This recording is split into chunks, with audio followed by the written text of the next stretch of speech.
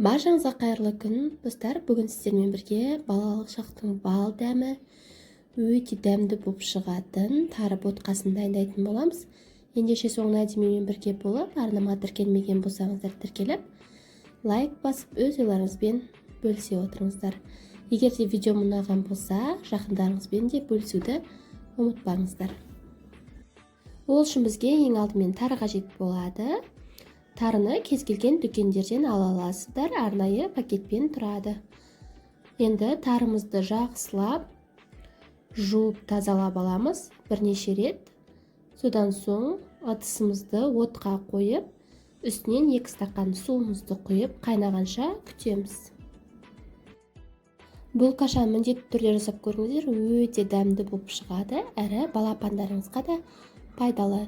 Суымыз қайнағаннан соң үстіне жарты шай қасықтай тұзымызды қосамыз. Тұзымызды қосып болғаннан соң астын баяу отқа қойып, қақпағын жауып 15 минуттай қалдырамыз. 15 минуттан соң біздің жаңағы суымыз тартылып, өте әдемі болып шығады, пісіп тарымыз. Көріп тұрғандарыңыздай ешқандай жабыспай піседі. Достар, қазақша контенттің дамуына аз да болса өз үлестеріңізді қосып, арнама тіркелмеген болсаңыздар тіркеліп, лайк басып, өз ойларыңызбен бөлісе отырыңыздар. Енді біз үстінен 1 стакан сүтімізді құйып, қайнағанша күтеміз.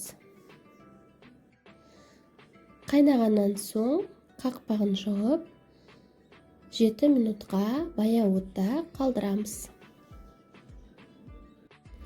Мінекей 7 минуттан кейін біздің кашамыз дайын болды. Егер қант ұнатсаңыздар, дәміне қарай қант және сары май қоссаңыздар болады.